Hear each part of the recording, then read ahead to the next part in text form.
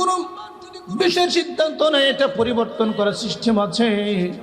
ঠিক চেয়ারম্যান যদি কোনো বিশেষ সিদ্ধান্ত নেয়, এটাও পরিবর্তন করার সিস্টেম আছে। এমপি পরিবর্তন করতে পারবে, এমপিটা মন্ত্রী পরিবর্তন করতে পারবে, মন্ত্রীটা প্রধানমন্ত্রী পরিবর্তন করতে পারবে, প্রধানমন্ত্রীটা হয়তো বা রাষ্ট্রনায়ক পরিবর্তন করতে পারবে, ঠিক কিনা? এবার বলেন সমস্ত অভিভাবককে আল্লাহ, সমস্ত মেম্বার হলেন আল্লাহ রাব্বুল আলামিন, সমস্ত চেয়ারম্যান হলেন আমার আল্লাহ রাব্বুল আলামিন, সমস্ত এমপি হলেন আমার আল্লাহ রাব্বুল আলামিন, সমস্ত মন্ত্রী হলেন আমার আল্লাহ রাব্বুল আলামিন, সমস্ত রাষ্ট্রনায়ক হলেন আমার আল্লাহ রাব্বুল আলামিন। আমার আল্লাহ পাক বলেছেন, আমি সিদ্ধান্ত নিয়েছি, আমি সিদ্ধান্ত গ্রহণ করেছি। আমার দুনিয়ার গোলামেরা রে, আমি আল্লাহ সিদ্ধান্ত নিয়েছি যে সিদ্ধান্ত পরিবর্তন করার কোনো সিস্টেম নাই। এক নাম্বার, তোমার ব্যাপারে আমি আল্লাহ রাব্বুল আলামিন সিদ্ধান্ত নিয়েছি, তোমাকে গোলামি একমাত্র আমাকেই করতে হবে, ঠিক কিনা?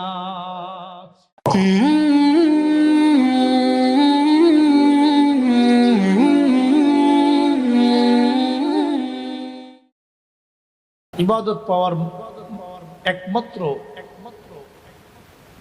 যিনি পাওয়ার যোগ্য, তিনি কে? আল্লাহ, তিনি রব। আর রব যিনি হবেন তার গুণ হবে তিনটা।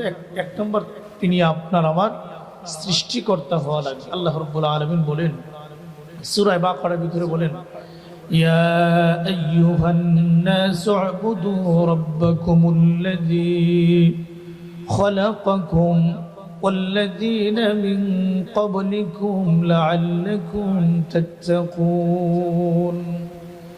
আমার প্রিয় ভাইরা, আল্লাহ রাব্বুল আলামিন দুনিয়ার সমস্ত মানুষদেরকে সৃজন করেছেন, সৃষ্টিকর্তাকে। আল্লাহ পাক হলেন সৃষ্টিকর্তা, তিনি হলেন সৃষ্টির মালিক। আল্লাহ পাক বলেন, আমি তোমাকে সৃষ্টি করেছি, সুতরাং আমার ইবাদত করা লাগবে, এটাই হচ্ছে আমার সিদ্ধান্ত। আমার গোলামি করা লাগবে, আমার দাসত্ব করা লাগবে, একমাত্র আমার গোলামি, আমার দাসত্ব, আমার ইবাদত করা লাগবে। এছাড়া পৃথিবীর কোনো ব্যক্তির গোলামি চলবে না, ইবাদত চলবে না, কোনো ব্যক্তির দাসত্ব চলবে না, ঠিক কিনা? ইবাদত করতে হবে কার? যিনি রব হবেন তার আরেকটা গুণ থাকতে হবে, তিনি আপনার আমার থাকার ব্যবস্থা পৃথিবীর জমিনে দিতে হবে। আল্লাহ রাব্বুল আলামিন কোরআনে বলেন, আল্লাযী জাআলা লাকুমুল আরদা ফিরাশান ওয়াস সামাআ বিনাআ। আল্লাহ রাব্বুল আলামিন বলেন, ও পৃথিবীর মানুষেরা রে, আমি তোমার সৃষ্টির বহু বছর আগে, হাজার হাজার লক্ষ লক্ষ বছর আগে, কোটি কোটি বছর আগে থাকার ব্যবস্থা করে দিয়েছি। বলেন সুবহানাল্লাহ। সারা পৃথিবীটাকে আল্লাহ রাব্বুল আলামিন বিছানা স্বরূপ বানিয়েছে। ও বাপ, আপনি যার গোলামি করবেন, যার দাসত্ব করবেন, যার ইবাদত করবেন, তিনি আপনার সৃষ্টির আগে 1 বছর নয়, 2 বছর নয়, হাজার লক্ষ কোটি বছর আগে তিনি থাকার মতো ব্যবস্থা করে দিয়েছেন, ঠিক কিনা? এজন্য আল্লাহ রাব্বুল আলামিন বলেন, তোমার প্রভু সিদ্ধান্ত গ্রহণ করেছেন, তোমার প্রভু সিদ্ধান্ত নিয়েছেন। এই সিদ্ধান্ত পরিবর্তন করার সিস্টেম পৃথিবীর কোনো ব্যক্তির নাই। বলেন সুবহানাল্লাহ। 2 নম্বর হচ্ছে, যিনি রব হবেন তার আরেকটা গুণ হওয়া লাগবে, তিনি আপনার আমার রিজিকদাতা হওয়া লাগবে, ঠিক কিনা?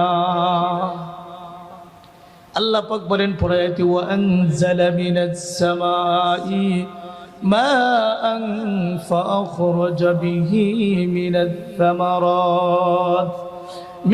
সামারাতি রিজকান লাকুম। ও প্রিয় ভাইরা রে, আপনার আমার সৃষ্টির বহু বছর আগে আল্লাহ রাব্বুল আলামিন রিজিকের ব্যবস্থা করে রেখেছেন। 1 নম্বর হলো, যার ইবাদত আপনি করবেন, যার গোলামি আপনি করবেন, যার দাসত্ব আপনি করবেন, তিনি আপনার সৃষ্টিকর্তা হওয়া লাগবে। তিনি থাকার ব্যবস্থা করে দেওয়া লাগবে, আর 3 নম্বর হচ্ছে তিনি রিজিক দেওয়া লাগবে। এখন বলেন সৃষ্টি করেছেন কে? আর থাকার ব্যবস্থা করে দিয়েছেন কে? আর রিজিক কে দেন? আবার আল্লাহ রাব্বুল আলামিন রিজিক দেন। সুতরাং আল্লাহ পাক বলেন, আমি তোমাকে সৃষ্টি করেছি, আমি তোমাকে থাকার ব্যবস্থা করে দিয়েছি। আমার বান্দারে, আমি আল্লাহ রাব্বুল আলামিন তোমার জন্য রিজিকের ব্যবস্থা করে দিয়েছি।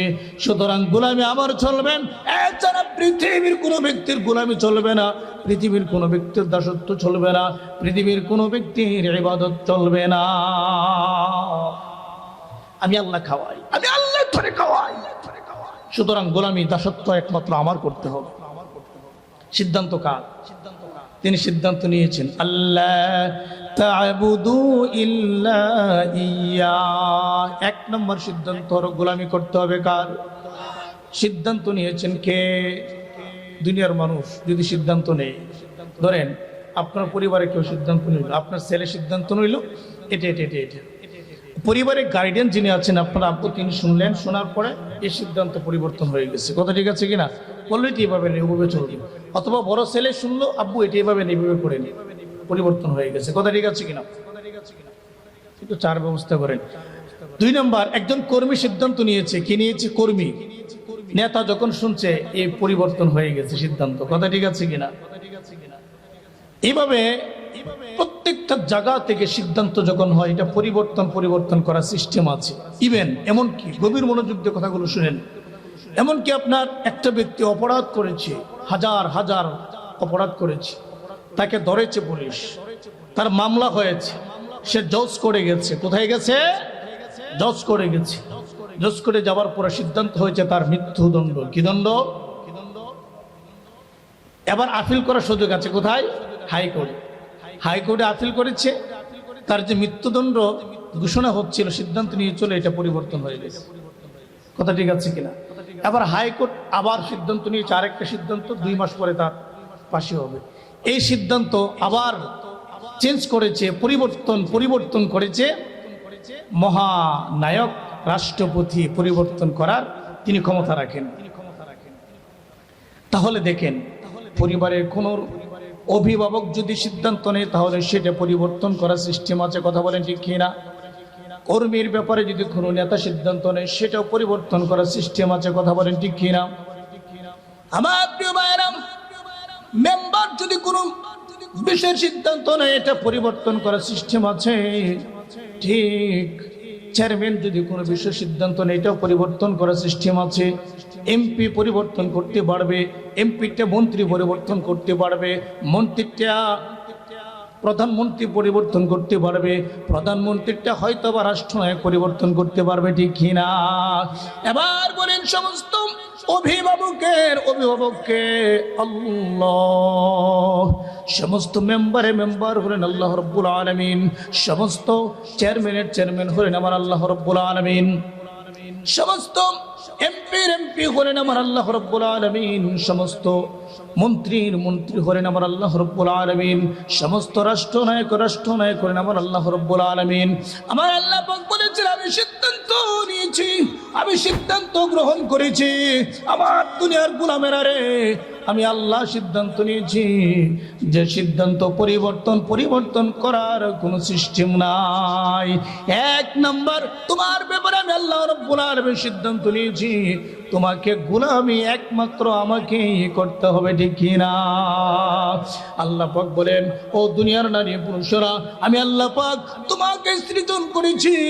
ওয়ামা খালাকাতুল জিন্না ওয়াল ইনসা ইল্লা লিয়াবুদুন।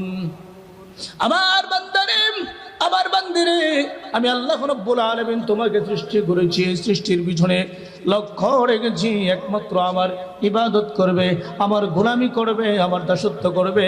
এই জন্য আমি আল্লাহ রাব্বুল আলামিন তোমাকে সৃজন করেছি। বলেন সুবহানাল্লাহ। তাহলে আমরা বুঝতে পেরেছি আল্লাহ পাকের 1 নম্বর সিদ্ধান্ত, 1 নম্বর ফায়সালা, 1 নম্বর তিনি যা গ্রহণ করেছেন বান্দার ব্যাপারে, সেটা কি? ইবাদত। সেটা কি? ইবাদত। 2 নম্বর, এখান থেকে শুরু। আমাদের আগে যে কথাগুলো বলছিলাম, এই রোগে আক্রান্ত, এই পেশেন্টে আক্রান্ত এলাকায় অনেক মানুষ আছেন। আল্লাহ রাব্বুল আলামিন পৃথিবীর প্রত্যেকটা সন্তানকে 6টা কর্মসূচি দিয়েছেন বাবার ব্যাপারে, মার ব্যাপারে। কয়টা? 6টা দাবি দিয়েছেন, 6টা হক তুলে ধরেছেন পৃথিবীর সমস্ত সন্তানের জন্য। সে ছেলে হোক আর মেয়ে হোক, পৃথিবীর সমস্ত ছেলে মেয়েদের জন্য আল্লাহ পাক 6টা কর্মসূচি দিয়েছেন, 6টা দাবি দিয়েছেন, 6টা হক তুলে ধরেছেন। দেখেন, 1 নম্বর আল্লাহ রাব্বুল আলামিন বলেন, বান্দা তোমার ওয়াবিল ওয়ালিদাইনি ইহসানা, তোমার মা বাবার সঙ্গে তোমাকে ভালো আচরণ করতে হবে। বলেন সুবহানাল্লাহ। যিনি 7 আসমানের মালিক, যিনি আপনার আমার সৃষ্টির মালিক, যিনি 7 জমিনের মালিক, যিনি লৌহ কলম আরশ কুরসির মালিক, তিনি মা বাবার সম্পর্কটা, মা বাবার দায়িত্ব, গুরুত্বটা এতটাই তিনি বুঝিয়েছেন। আমি আল্লাহ রাব্বুল আলামিন আমার পাশে পৃথিবীর কোনো ব্যক্তিকে রাখি নাই, তোমার মা বাবাকে আমি আল্লাহ তাআলা রেখেছি। বলেন সুবহানাল্লাহ। তাহলে এখান থেকে বোঝা যায় কতটুকু গুরুত্ব রাখে মা বাবার খেদমত, মা বাবার সাথে সদাচরণ। কথা বলেন ঠিক কিনা? কথা ঠিক কিনা? 1 নম্বর আল্লাহ রাব্বুল আলামিন বলেন, ওয়াবিল ওয়ালিদাইনি ইহসানা, আমার দুনিয়ার সন্তানেরা রে, মা বাবার সঙ্গে ভালো আচরণ করবা, ভালো আচরণ করবা, সাবধান, অন্যায়মূলক আচরণ করতে পারবা না। আমি আল্লাহ রাব্বুল আলামিন তোমাকে নির্দেশ দিলাম, তোমাকে আদেশ করছি, এই ব্যাপারে সিদ্ধান্ত নিয়েছি। মা বাবার সঙ্গে যদি খারাপ আচরণ করো, মনে রেখো তুমি জাহান্নাম সারা জায়গা কোথাও পাবা না। আমার আল্লাহ রাব্বুল আলামিন জানিয়ে দিলেন, ও পৃথিবীর মানুষেরা রে, পরিষ্কার জেনে রাখো, আমি আল্লাহ রাব্বুল আলামিন পৃথিবীর সমস্ত সন্তানদেরকে 6টা কর্মসূচি দিয়েছি। তার মধ্যে 1 নম্বর হলো ওয়াবিল ওয়ালিদাইনি ইহসানা, মা বাবার সঙ্গে ভালো আচরণ। বলেন সুবহানাল্লাহ। দেখেন, রাসূলের যুগে একজন সাহাবিয়া মহিলা, সাহাবিয়া কি মহিলা, হযরতে আসমা রাদিয়াল্লাহু আনহা, তিনি রাসূলের দরবারে গেছেন, গিয়ে বলছেন, ইয়া রাসূলুল্লাহ, ইয়া হাবিবাল্লাহ, আমি মুসলমান হয়েছি, আমি আপনাকে আনুগত্য করবো এটা সিদ্ধান্ত নিয়েছি, আমি আল্লাহর আনুগত্য করবো এটা সিদ্ধান্ত নিয়েছি। ইয়া রাসূলুল্লাহ, ইয়া হাবিবাল্লাহ, নবী গো, আমার আম্মা এখনো মুসলমান হন নাই, আমার আম্মা এখনো মুশরিকা, আমার আম্মা এখনো কাফেরা, এখনো কাফের। সমস্যা হচ্ছে তিনি আমার দরজায় প্রতিদিন যাওয়া আসা করে। আমি মুসলমান, আমি কোরআনওয়ালা, আমি আপনার উম্মত, আমি আপনার তাবেদারি উম্মত, আমি আপনার কোরআনে আনুগত্য করবো, আল্লাহ ও রাসূলের আনুগত্য করবো সিদ্ধান্ত নিয়েছি। কিন্তু আমার মা কোনো কিছু করে নাই, এখনো মুশরিকা, এখনো কাফের, এখনো কাফের। আমি তার সঙ্গে কেমন আচরণ করব?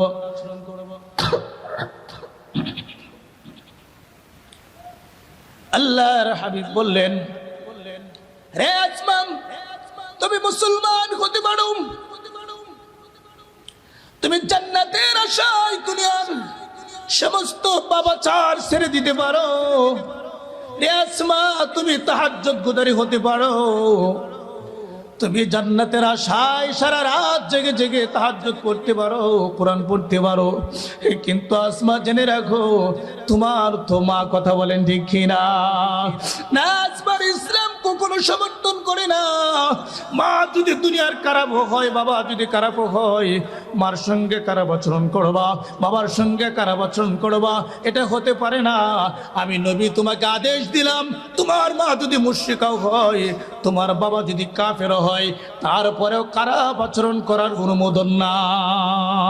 শিখার ব্যাপারে যদি আল্লাহর নবীর পক্ষ থেকে এত সুন্দর নির্দেশ আসতে পারে, তাহলে আপনি, আমি তো মুসলমান, তাহলে পরিষ্কার সন্তান, তুমি জেনে রাখো তোমার ব্যাপারে কতটুকু আল্লাহর ফয়সালা আছে, ঠিক কিনা? মা বাবার সঙ্গে খারাপ আচরণ করার সুযোগ নাই আপনার। 2 নম্বর কর্মসূচি, ইম্মা ইয়াবলুগান্না ইনদাকাল কিবর আহাদুহুমা আও কিলাহুমা ফালা তাকুল লাহুমা উফ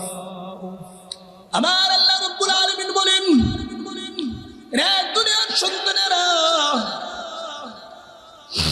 তুমি যখন ছোট থাকো তোমার বাবা তখন যুবক থাকে, তোমার বাবা তখন যুবক থাকে। সন্তান যখন ছোট থাকে বাবা কি তাকে বলেন? যুবক থাকে। সন্তান ছোট, মা বাবা কি থাকে? যুবক থাকে। কিন্তু সন্তান যখন যুবকে পরিণত হয় তখন মা বাবা বৃদ্ধ হয়ে পড়ে, ঠিক কিনা? আমার আল্লাহ পাক এই কথা সাফ সাফ করেন দুনিয়ার সমস্ত সন্তানদেরকে তিনি বুঝিয়ে দিলেন, সন্তান রে, তুমি তোমার যুবক বয়সে দুইজন থেকে একজন অথবা দুজনকে যদি পাও, আর যদি এমন আচরণ করুন যে আচরণের মাধ্যমে তোমার বাবা তোমার আচরণ থেকে বললো উফ অথবা আহ অথবা ইস অথবা কি কাজটা করলি এমন যে কাজের কারণে আমি কষ্ট পাইলাম। সন্তান 100 বার যদি হজ করো কাজ হবে না, এই 100 বার হজ তোমাকে জান্নাতে নিতে পারবে না, ঠিক কিনা? হযরত আলী রাদিয়াল্লাহু আনহু বলেন, সবচাইতে কষ্টের আওয়াজ হচ্ছে উফ। দুনিয়াতে সবচাইতে কষ্টের আওয়াজটা কি? আর কোন মা বাবা যদি সন্তানের ব্যাপারে উফ বলে তাহলে এই সন্তানের জন্য জান্নাত হারাম হয়ে যায়। কি হয়ে যায়? আল্লাহ পাক বলেন, না না, তোমার শক্তি হতে পারে, তোমার ক্ষমতা হতে পারে, তোমার ডিগ্রি থাকতে পারে, তুমি বিশাল অর্থের মালিক হতে পারো, পরিষ্কার জেনে রাখো তুমি তোমার মা বাবার সঙ্গে খারাপ আচরণ করার ক্ষমতা তোমার নাই। আমি আল্লাহ পাক তোমাকে এক এক করে 6টা কর্মসূচি দিয়েছি, এক এক করে তোমাকে 6টা দাবি তোমার জন্য তুলে ধরেছি। নাম্বার 1 হলো, তুমি যখন যুবককে পরিণত হবে তখন তুমি তোমার মা বাবার সঙ্গে এমন আচরণ করবে যার দ্বারা শব্দটা বলতে না পারে। বলেন সুবহানাল্লাহ। অনেক সন্তান এরকম আছে, অনেক সন্তান এরকম আছে যে আচরণের দ্বারা মা বাবা বলে আহ অথবা উফ। কথা বলেন ঠিক কিনা? ক্ষমতা আছে অথবা ডিগ্রি আছে অথবা বাবা অর্থনৈতিক অবস্থায় কম, অর্থনৈতিক অবস্থায় কি কম, কিন্তু সন্তান দেখা যায় ধনী হয়ে গেছে। এখন বাবাকে আর মানতে চায় না, বাবাকে কি করতে চায় না? মানতে চায় না। আল্লাহ রাব্বুল আলামিন এই কথাটা তুলে ধরেছেন, না বান্দা তুমি এটা বলতে পারো না, এটা বলার ক্ষমতা তোমার নাই। আমি আল্লাহ রাব্বুল আলামিন এক এক করে তোমাকে ফয়সালা দিলাম, বান্দারে তুমি অন্যায় আচরণ করতে পারবা না। 1 নাম্বার হচ্ছে তুমি তোমার মা বাবার সঙ্গে ভালো আচরণ করবা, আর 2 নাম্বার হচ্ছে এমন আচরণ করবা দুজন থেকে একজন অথবা দুজনকে যদি বৃদ্ধ অবস্থায় পেয়ে যাও বান্দারে, তাহলে এমন আচরণ করবা যেন তোমার আচরণে উফ শব্দটা বলতে না পারে। বলেন সুবহানাল্লাহ। আর 3 নাম্বার হচ্ছে ওয়ালা তানহারহুমা ওয়া কুল লাহুমা কওলান কারীমা। 3 নম্বর হচ্ছে সন্তান তুমি তোমার মা বাবাকে ধমকি দিতে পারবা না।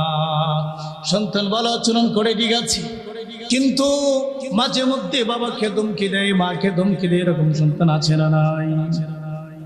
কিন্তু আমার আল্লাহ রাব্বুল আলামিন নিষেধ দিলেন না, আমি তোমার ব্যাপারে সিদ্ধান্ত নিয়েছি, তুমি তোমার মা বাবাকে ধমকি দিতে পারবা না। আমি আরশের মালিক আল্লাহ পাক তোমার ব্যাপারে সিদ্ধান্ত নিয়েছি, না বান্দা তুমি তোমার জীবনে কখনো মা বাবাকে ধমকি দিতে পারবা না। এটা বলি আমার আল্লাহ রাব্বুল আলামিন শেষ করেন নাই, এবার তিনি বলছেন কি আচরণ করতে হবে। وَقُلْ لَهُمَا قَوْلًا كَرِيمًا। আমার আল্লাহ পাক বলছেন, আমার সন্তান, দুনিয়ার সন্তানেরা, এবার তুমি বড় হয়েছ, তোমার শক্তি হয়েছে, তোমার টাকা হয়েছে অথবা তোমার ক্ষমতা হয়েছে, তুমি তোমার মা বাবার সঙ্গে কেমন আচরণ করবা আমি এক এক করে আল্লাহ পাক 6টা আদেশ তোমাকে দিয়েছি। 4 নাম্বার হচ্ছে তুমি তোমার মা বাবার সঙ্গে কাউলে কারীম সম্মানজনক আচরণ করবা, বলেন সুবহানাল্লাহ। সম্মানজনক আচরণ, মধুমাখা আচরণ, সুন্দর আচরণ করবা তুমি তোমার মা বাবার সঙ্গে। সাবধান, তুমি তোমার মা বাবার সঙ্গে খারাপ আচরণ করার ক্ষমতা আমি আল্লাহ তোমাকে দেই নাই। আমার প্রিয় ভাইরা রে, সাহাবীদের যুগে সাহাবী নবীকে জিজ্ঞাসা করছেন, নবী গো, সাআলতুন নবী সাল্লাল্লাহু আলাইহি ওয়াসাল্লাম আইয়ুন নাসি হাক্কু ওয়া হাক্কুন নাসি বিসুহবাতি। নবী গো, আমার পক্ষ থেকে সবচেয়ে ভালো আচরণ পাওয়ার যোগ্যকে অথবা হকদারকে? আল্লাহর হাবিব বলছেন উম্মুকা, তোমার মা। আবার সাহাবী বলছেন সুম্মা ইউনতুবুরকে। আবার আল্লাহর হাবিব বলছেন উম্মুকা। এরপরে আবার সাহাবী বলছে সুম্মা ইউনতুবুরকে। আবার নবীজি বলছেন উম্মুকা। আবার সাহাবী বলছে সুম্মা ইউনতুবুরকে। নবী বলছেন ওয়া বিকা, তোমার বাবা। বলেন সুবহানাল্লাহ। আমার প্রিয় ভাইরা, এক এক করে 3 বার ভাইয়ের কথা বলছেন, আর চতুর্থবারের সময় আল্লাহর হাবিব বাবার কথা বলছেন। আমার প্রিয় ভাইরা রে, মার অবদান আপনার ব্যাপারে বেশি বেশি, রাগ হওয়ার কিছুই নাই। প্রত্যেকেরই তো মা আছে, কথা বলেন ঠিক কিনা? হযরত ইমাম শাফি রাহমাতুল্লাহি আলাইহি, ইমাম শাফি রাহমাতুল্লাহ আলাইহি তিনি সারাদিন কাজ করতেন মাঠে ময়দানে, সারাদিন কোরআনের কাজ করতেন, কোরআনের প্রচার প্রসারের কাজ করতেন। রাত যখন গভীর হতো তখন তিনি বাড়িতে চলে যেতেন, গিয়ে তিনি মার পায়ে চুমা খাইতেন। তার মা একদিন জিজ্ঞাসা করছে, আবার শাফি রে, এত বড় একজন তুমি আলেম, তুমি 4 মাযহাবের একজন ইমাম, আর তুমি আমার পায়ে চুমা খাও, ব্যাপারটা কি বুঝতে পারি নাই। এবার ইমাম শাফি রাহমাতুল্লাহ বলছেন মা, মা তোমার পায়ে চুমা খাই না, জান্নাতের ওয়ালে চুমা খাই। এই জান্নাতের ওয়াল যদি আমার প্রতি সন্তুষ্ট হয়ে যায়, আল্লাহর জান্নাত আমার জন্য ওয়াজিব হয়ে যাবে। হ্যাঁ, দেখছেন? কিন্তু অনেক সন্তান এমন আছে, অনেক সন্তান সমাজ এমন আছে যারা মা বাবাকে কষ্ট দেয়, মাকে আম্মা বলে ডাকতেও কষ্ট হয়, কথা বলেন ঠিক কিনা? নিজেকে এতটাই স্বার্থপর বানিয়েছে, নিজেকে এতটাই স্বার্থপর বানিয়েছে রে বেঈমান। ও তোরে কে বুদ্ধি দিল? কে তোরে এই বিবেক তোরে কে তোরে উৎসাহিত করেছে যে মার সঙ্গে তুই রাগ গুসা অভিমান দেখাবি? এই জন্যে আল্লাহর হাবিব একজন সাহাবীর বিষয়কে তুলে ধরেছেন। একজন সাহাবী ছিলেন হযরতে আলকামা রাদিয়াল্লাহু আনহু। তিনি বলছেন, আল্লাহর হাবিব বলছেন, আমার সাহাবী হযরতে আলকামা রাদিয়াল্লাহু আনহু যখন তার মৃত্যুর সময় হয়ে গেল, সাকরাত শুরু হয়ে গেছে, একজন সাহাবী যার ব্যাপারে আল্লাহ খুশি হয়ে আছেন, বলেন সুবহানাল্লাহ। আর তিনি মৃত্যুর সময় কালিমা পড়তে পারছেন না, তিনি অনেক কষ্ট করতেন, তার চোখ থেকে জোর জোর করে পানি পড়ছে। সাহাবীর আশ্চর্য হয়ে গেছে, ইয়া রাসূলুল্লাহ, ইয়া হাবিবাল্লাহ, নবী গো, আপনার আলকামা তো সাকরাত শুরু হয়ে গেছে, আপনার আলকামা। কিন্তু বিষয়টা হলো তিনি তো কালিমা পড়তে পারছেন না। আল্লাহর হাবিব গেলেন, গিয়ে দেখলেন ঠিকই তো আলকামা কালিমা পড়তে পারছে না। ব্যাপারটা কি? আমার আলকামা তো নামাজ পড়তো, আমার আলকামা তাহাজ্জুদ করতো, আমার আলকামা সুন্দর করে দিন ধর্মের উপরে চলতো, কিন্তু এরপরেও সে কেন মৃত্যুর অবস্থায় কালিমা পড়তে পারছে না? কালিমার মতো এত বড় দৌলত কেন সে হারিয়ে ফেলছে? ব্যাপারটা কি? কারণটা কি? আল্লাহর হাবিব সাহাবীদেরকে বলছেন, রে আমার সাহাবীরা, আলকামার মা বাবা কি জীবিত আছে? সাহাবীরা বলছেন, নবী গো, জীবিত আছে, তার বাবা নাই কিন্তু তার মা আছে। আল্লাহর হাবিব বলছেন, আলকামার মাকে ডেকে আনার পরে জিজ্ঞেস করি তার সাথে কেমন আচরণ করতো। আল্লাহর হাবিব হযরতে আলকামা রাদিয়াল্লাহু আনহুর মাকে ডেকে আনলেন। আনার পরে বলছে, ও আলকামার মা, আমি আপনার কাছে একটু জানতে চাই, আপনার সন্তান মৃত্যু শয্যায় চলে গিয়েছে, মৃত্যুর সাকরাত শুরু হয়ে গেছে, অবস্থায় কালিমা পড়তে পারছে না। কালিমা না পড়ার কারণে একদিকে মৃত্যুবরণ হবে, অপরদিকে আল্লাহর জাহান্নামে সে চলে যাবে। বলেন আপনার সঙ্গে কেমন আচরণ করতো? আলকামার মা বলছে, ইয়া রাসূলুল্লাহ, কি হাবিবাল্লাহ, নবী গো, আমার আলকামা অত্যন্ত ভালো ছিল, সে নামাজ পড়তো, দিন ধর্মের উপরে চলতো। আল্লাহর হাবিব বলছেন, না না আলকামার মা, আমি আপনার কাছে শুনতে চাই না সে দিন ধর্মের উপরে কি আচরণ করতে, এটা শুনতে চাই না। আমি আপনার কাছে শুনতে চাই আপনার সঙ্গে আপনার ছেলে কেমন আচরণ করতো। এবার আলকামার মা চোখের পানি ছেড়ে বলছে, ইয়া রাসূলুল্লাহ, ইয়া হাবিবাল্লাহ, আমার আলকামা খুব ভালো ছিল, খুব ভালো ছিল। বিয়ের আগে অত্যন্ত ভালো ছিল, বিয়ে করার আগে অত্যন্ত ভালো ছিল, কিন্তু বিয়ে করার পরে সে পরিবর্তন হয়ে গেছে। বিয়ে করার আগে আমি যা বলতাম তাই করতো, বিয়ে করার পরে আমার কোনো কথাকে সে প্রাধান্য দেয় না। বিয়ে করার পরে সমস্ত আমার কথার উপরে তার স্ত্রীর কথাকে প্রাধান্য দেয়। ভাই, মা থাকবে মার জায়গায়, বউ থাকবে বউয়ের জায়গায়, কথা বলেন ঠিক না বেঠি? এই যে দেখেন সমাজে এই রূপটা আছে না নাই? মা বাবারই কথা মতো যেজন চলে না, আল্লাহ নবীজির দয়া তারা পাবে না। কথা দেখি না? মা বাবাকে দুঃখ দিলে নামাজ রোজা যাইবে ফলে, মার কলিজায় আঘাত দিলে ক্ষুধা সহে না, আল্লাহ নবীজির দয়া তারা পাবে না। আমার আপনার প্রতি সন্তুষ্ট হয়ে আছেন যুবক ভাই, আপনার বাবা আপনার প্রতি সন্তুষ্ট হয়ে আছে। এবার আপনি নামাজ পড়েন, 5 ওয়াক্ত নামাজ মসজিদে গিয়ে পড়েন, আর আপনি বৎসর শেষে আপনি হজ করেন, আল্লাহর নবীর রওজা জিয়ারত করেন।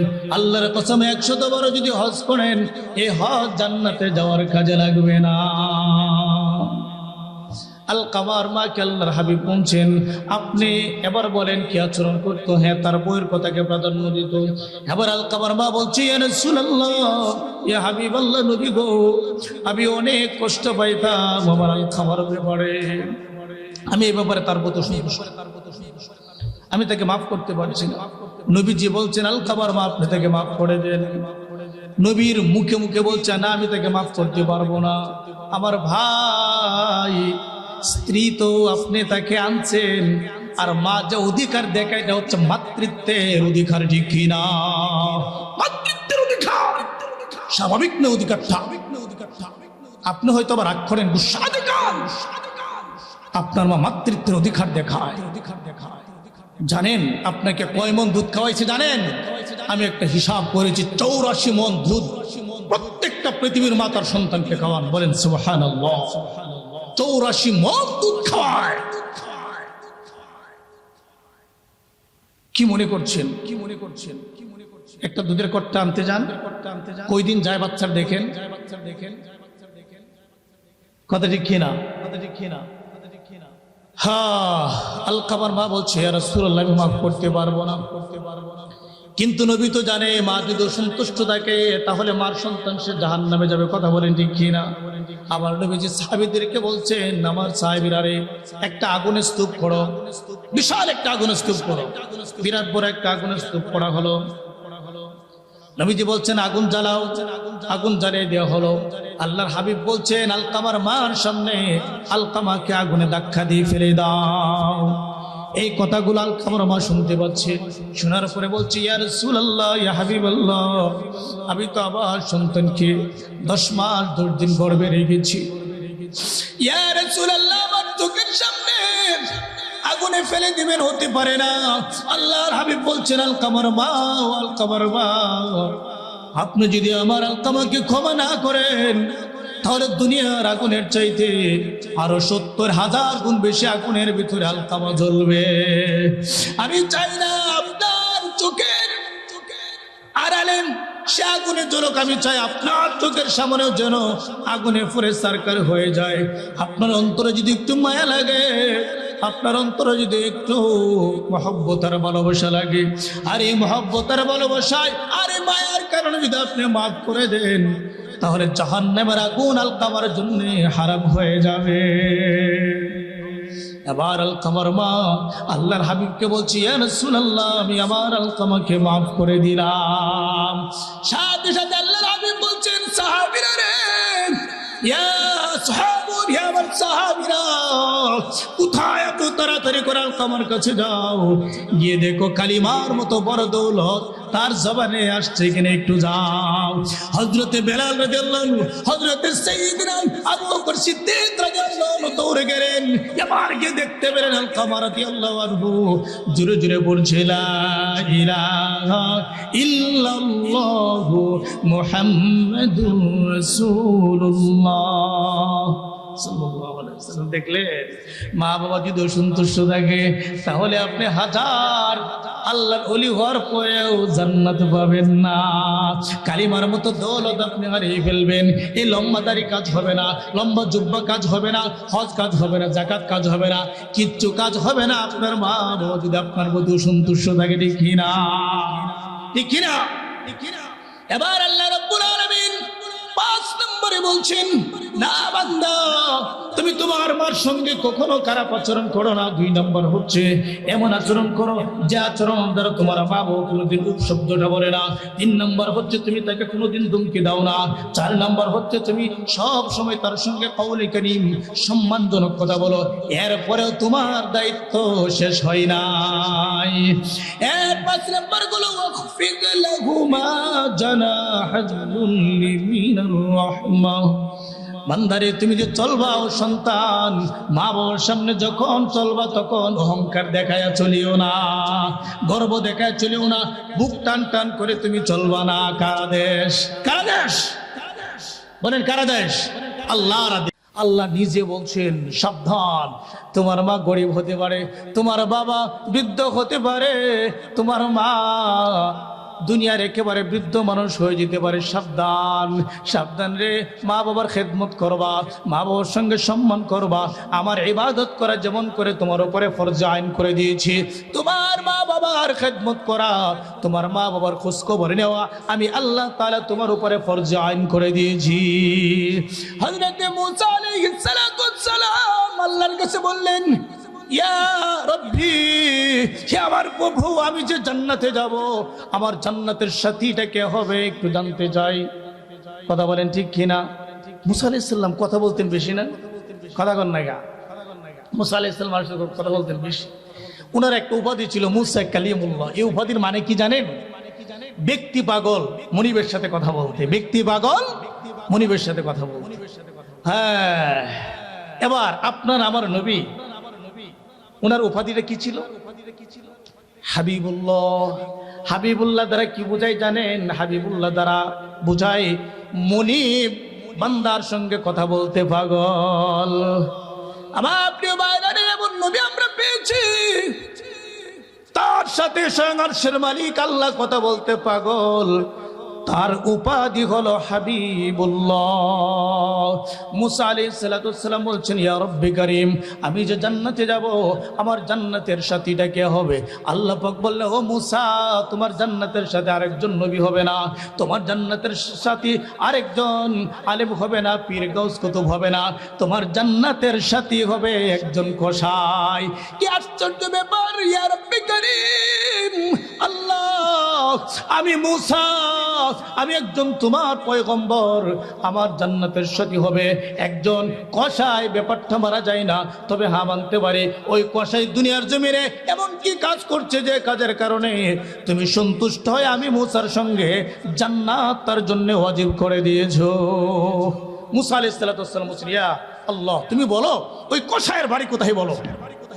মুসা আলাইহিস সালাম এই কথা বলার পরে আল্লাহ পাক অ্যাড্রেস দিয়ে দিলেন, যা যাও মুসা, গিয়ে দেখো ওই কসাই কি করে। গিয়ে দেখো ওই কসাই একটা কাশি জবাই করছে, একটা গরু জবাই করছে।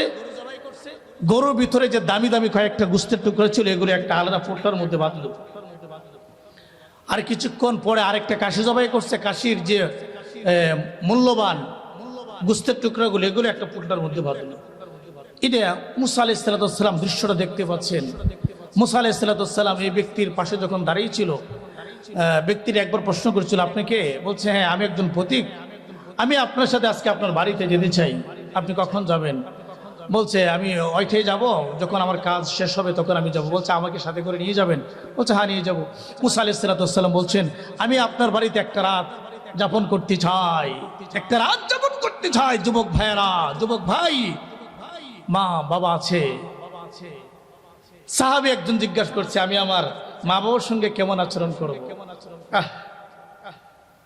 রাসূল বলছেন হুমা জান্নাতুকা ওয়া নারুকা। ও সাহাবী, তুমি তোমার মা বাবার সঙ্গে কেমন আচরণ করবা? তোমার মা বাবা হচ্ছে তোমার জন্য জান্নাত আর জাহান্নাম।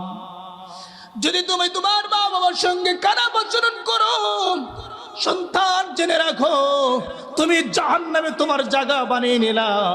আর যদি তুমি তোমার মা বাবার সঙ্গে ভালো আচরণ করো, জেনে রাখো দুনিয়াতে থাকা অবস্থায় 10 দুনিয়ার সমান জান্নাত তোমার জন্য ওয়াজিব হয়ে যাবে। হযরত মুসা আলাইহিস সালাম ওই কসাইয়ের পাশে দাঁড়িয়েছে। যখন নবীজি বললেন ও কসাই, আমি আপনার বাড়িতে একটা রাত যাপন করতে চাই, আপনার কি কোনো সমস্যা আছে? বলছে না সমস্যা নেই, ঠিক আছে আপনি থাকেন। তিনি মূল্যবান জিনিসগুলো নেয়া এবার বলছেন ও ভাই চলো চলো আমার বাড়িতে চলে যাই। এবার কাছারির মধ্যে বসাইছে, বসায় বলছে আমার একটু কাজ আছে, আপনি একটু বসেন। এবার তিনি মুসা আলাইহিস সালাম চোখের ফাঁক দিয়ে তিনি দেখতে পেলেন যে এই ব্যক্তিটা কি করে। মুসা আলাইহিস সালাম তো এই দৃশ্যটাই দেখতে গেছেন যে দেখি আমি মুসার সঙ্গে একটা কসাই জান্নাতি হবে। এই কসাই দুনিয়াতে এমন কি কাজ করে যে কাজের কারণে আরশ আজিমের মালিক খুশি হয়ে আমি মুসার সাথে জান্নাত তাকে দিবে। বলেন সুবহানাল্লাহ। এই ব্যক্তি মুসা আলাইহিস সালাম দেখেন এই ব্যক্তি গড়ে গেছে, গড়ে গিয়ে একটা বৃদ্ধা মহিলা ছোট হয়ে গেছে, একদম ছোট হয়ে গেছে। একটা দুলনার মধ্যে বাথরুম করে, পায়খানা করে, প্রস্রাব করে শরীরটা মাখায় রাখছে। গরম পানি করছে, গরম পানি করে ওনাকে ধোয়াইছে, ধোয় আবার সুন্দর একটা রুমাল দিয়ে পেঁচে, কাপড় দিয়ে পেঁচে ওখানে রাখছে। এবার গুস্ত পাকাইছেন নিজে, গুস্ত পাকায়া মাকে আস্তে আস্তে ওই মহিলাটাকে আস্তে আস্তে করে খাওয়াচ্ছে। খাওয়ানোর পরে ওই আবার দুলনার মধ্যে রাখছে। সুন্দর করে রাখার পরে হাতে ইশারা দিচ্ছে। ওই কসাই মহিলার কাছে গেছে, কি যেন একটা কথা বলছে। মুসা আলাইহিস সালামের কাছে আবার কসাই গেছে, গিয়ে বলছে ভাই আমার একটু দেরি হয়ে গেছে, ইয়া আখি, হে ভাই একটু দেরি হয়ে গেছে, আমি একটু বাড়িতে কাজ ছিল। মুসা আলাইহিস সালাম বলছেন কি কাজ? আমি দেখতে পেলাম একটা মহিলার অনেক খেদমত করছেন। এই মহিলাটা খেয়ে বলছে উনি আমার মা, উনি আমার মা। আমি অনেকক্ষণ আপনার কাজগুলো দেখতেছিলাম, একের পর এক আপনি তাকে গোসল করাচ্ছেন, প্রস্রাব পায়খানা পরিষ্কার করছেন। ভাই এখান থেকে কি বুঝছেন? এখান থেকে কি বুঝলেন? মা বাবা যাদের বৃদ্ধ আছে, এবার আপনার দায়িত্ব হচ্ছে মা বাবার প্রস্রাব সাফ করা, মা বাবার বাথরুম সাফ করা, মা বাবার পায়খানা সাফ করে, এটা আপনার দায়িত্ব, আপনার উপর ফরজ আইন। মা বাবার খেদমত করে আপনার উপর কি বলেন? সন্তান তোমার উপর ফরজ আইন আল্লাহ পাক করে দিয়েছে। সাবধান সাবধান, তুমি এখান থেকে যদি মাহরুম হয়ে যাও আল্লাহ পাক তোমাকেও জান্নাত থেকে মাহরুম করে দিবে। আমার প্রিয় যুবক ভাইরা রে, অন্তরে এটা লালন করো, হুজুর জীবনে ভুল করেছি, আজকে মার কাছে গিয়ে ক্ষমা চাবো, বাবার কাছে গিয়ে ক্ষমা চাবো। আমার মা বাবা যদি আমাকে ক্ষমা করে দেয় হুজুর, তাহলে আমার জান্নাত আমার জন্য ওয়াজিব হয়ে যাবে। লা ইলাহা ইল্লাল্লাহ, লা ইলাহা ইল্লাল্লাহ। হযরত মুসা আলাইহিস সালাম এবার বলছেন ভাই তাহলে আপনার মা, আপনি এতক্ষণ খেদমত করছেন, সুন্দর করে খেদমত করছেন, হুজুর চলে আসেন। এতক্ষণ সুন্দর করে আপনি খেদমত করছেন, এই খেদমতের এক পর্যায়ে লাস্ট পর্যায়ে আমি দেখতে পেলাম ফিস ফিস করে যেন আপনার মা আপনার কানে কি বলছেন, এই কথাটা কি বলছেন একটু বলেন তো। এই কথাটা তিনি কি বলছেন একটু বলেন আমার কাছে। তো ওই কষাই বলছে ভাই মা তো, মা একটু বেশি বলেন, মা তো সব সন্তানের জন্য আশা করেন, বড় বড় আশা করেন। আমার মা, আমি যখন প্রতিদিন এই খেদমতগুলো করি, মার যখন প্রস্রাব পায়খানা সাফ করি, মার যখন সব কিছু আমি করে দিই, খাওয়াই, মা শেষে আমার কানে বলেন তোমাকে যেন আল্লাহ রাব্বুল আলামিন দুনিয়াতে সুখী করেন আর পরকালের জন্য মুসা আলাইহিস সালামের সঙ্গে যেন তোমাকে জান্নাত দেয়। জোরে বলেন সুবহানাল্লাহ। ভাই আপনার আপনার জন্য একজন দোয়া করবে, ওই দোয়া কবুল হবে কিনা গ্যারান্টি দিতে পারি না। দুনিয়ার সমস্ত গাউস কুতুব মিলে যদি আপনার জন্য দোয়া করে, ইভেন এমনকি মক্কা শরীফের ইমাম যদি আপনার জন্য দোয়া করে, মদিনা শরীফের ইমাম সব যদি আপনার জন্য দোয়া করে, আল্লাহর কসম এই কোরআন হাতে নিয়ে বলছি, আপনার জন্য দোয়া ওই ইমাম সাহেবের কবুল হবে। কোরআন হাদিসের কোথাও গ্যারান্টি দেওয়া যায় না। কিন্তু আপনার জন্য আপনার বৃদ্ধা মা, আপনার জন্য আপনার বৃদ্ধা বাবা, অসহায় বাবা যদি দোয়া করে, সাত আসমান পাড়ি দিয়ে সাথে সাথে ওই দোয়া আল্লাহর কাছে কবুল হয়ে যায়।